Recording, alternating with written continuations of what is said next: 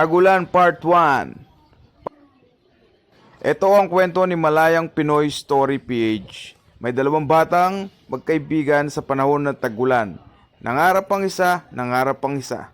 Tingnan, tulad ngayon, panahon ng tagulan. Ang mga batang nauulanan patungong eskwelahan ay nakakaawa po. Tingnan nyo naman ang mga balita sa ating mga social media at sa ating mga telebisyon. Patuloy ang hampas ng ulan, ng hanging habagat, pero patuloy rin tayong lumalaban sa buhay. Ako po si Malayang Pinoy PH Story at sana i-follow nyo at i-share ang aking mga video. Sa bawat pagpatak ng ulan, sa bawat tampas ng hanging habagat sa ating bansa, maraming Pinoy pa rin ang bumabangon para sa kanilang hanap buhay. Maraming Pinoy pa rin ang bumabangon para sa kanilang mga anak.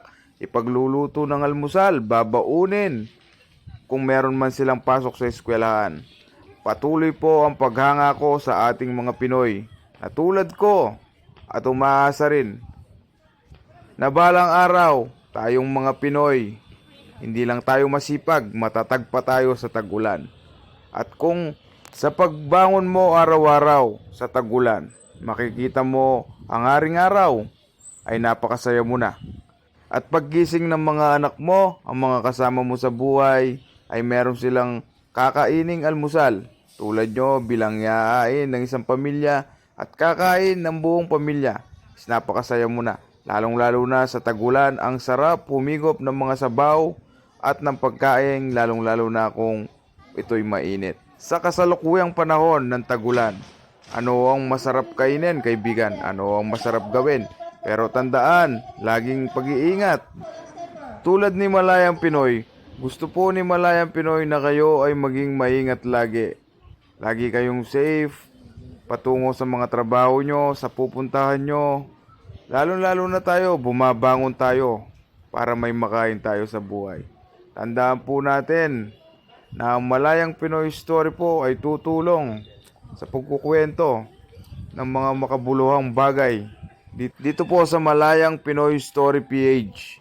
Ito po ay kwento ni Malayang Pinoy Story PH tungkol sa mga nakikita niyang bagay-bagay dito sa ating kasalukuyang sitwasyon. Tandaan niyo po, magbaon lagi ng payong, kapote o botas para sa tag-ulan.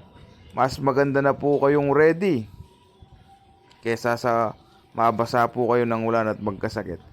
Mahal po ang magkasakit ngayong panahon ngayon. Unang-una ang gastusin, walang magtatrabaho, hindi ka po makakapagsweldo. At kung ikaw naman ay estudyante, hindi ka makakapag-aral. At sana kaibigan, kung nabasa mo o nakita, narinig ang kwento ni Malayang Pinoy Story PH, mag-comment ka naman kung taga saan ka at kung ano ang napulot mo sa kwento ko para malaman natin kung saan at ano ang napulot mo sa bidyong ito. Sa kasalukuyang panahon, nagiba na nga ang hangin. Nagiba na ang mga dinadanas nating bagyo.